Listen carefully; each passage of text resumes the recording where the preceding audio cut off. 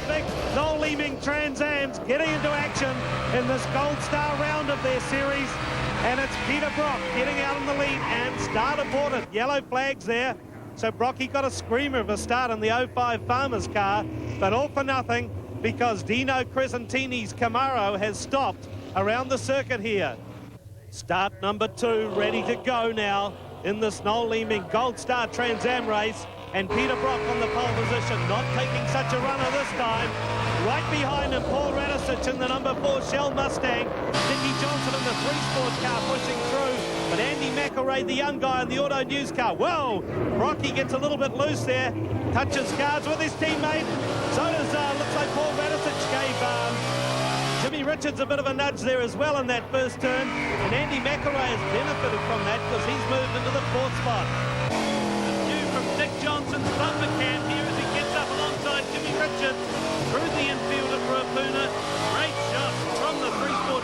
Wow! And that's Jimmy Richards gets spun up by the Auto News car, perhaps, of Andy McElray. No, the car stuck behind there. Maybe Dick Johnson's in the 3-Sport car. Lost in the dust. There's 2 cars stuck there. Oh, look at the damage at the front of McElray's car as the pace car comes out, slowing these cars down. Brock just keeps it slow. What's Scott doing? Down the inside, he's just gone for it. Well, Brock was keeping it slow for the pace car. Suddenly there's no pace car. No yellow flags. Now Radisich is getting him as well. So Scott's got a great lead for himself from McElray. Radisich in the next spot. And poor old Brocky, he's way back in 4th. There's Dickie Johnson's car in the pit lane. More bad news as the team signals him to cut it off.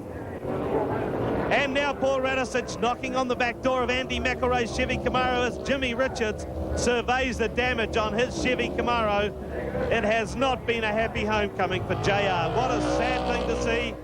And McElray really in the wars here with Radisich, trying hard to hold him out. Now comes the Mustang, pulls alongside, and yes, McElray is going to have to give in to this one. Andy McElray has done a fantastic job in this Auto News Chevy. So back with race leader Kane Scott. A very, very strange, bizarre race it's turned out to be because of the confusion mid-race. And Scott just absolutely nailed it and grabbed this huge lead. Here's a good fight. Alan Ferguson has just fought his way past Don Grindley in the Oldsmobile Cutlass. Good to see Grindley in there in what has long been a 3-Sport sponsored car. So Paul Radisich would love to be able to go by the defending New Zealand champ and put the Master Trade Mustang into the lead. He's trying it. A wide line as he slingshots around the left-hander. No go though. Has to settle in behind. Looking for any way by at all. Coming back to the front straight, this presents another opportunity, diving down the inside. He's got through on the inside of Kane Scott. What a move by Paul Radisich. Caught Kane Scott napping there just a little bit, kicks up the dirt.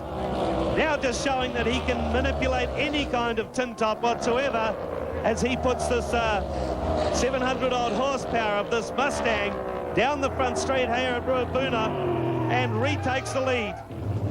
Oh, and he's put it off. Paul Radisich just no sooner gets the lead than he spins it off, and Kane Scott resumes the lead. How about that?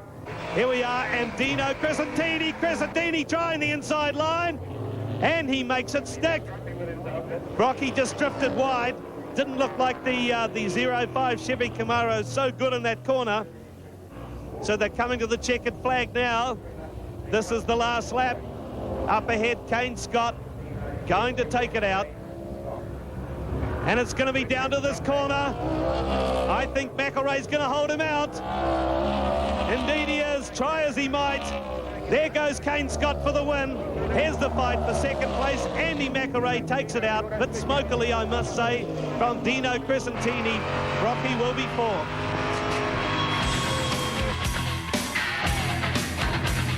It was a great race, wasn't it? I think my crew chief did a better job out there than we did. He told us to go off that restart, and that's what we did. Total confusion. Yeah, well, I guess that's the advantage of having a radio. You know, he was yelling at me, "Go, Scotty, go. Trust me on it." It's time for those fabulous, fantastic Formula 4.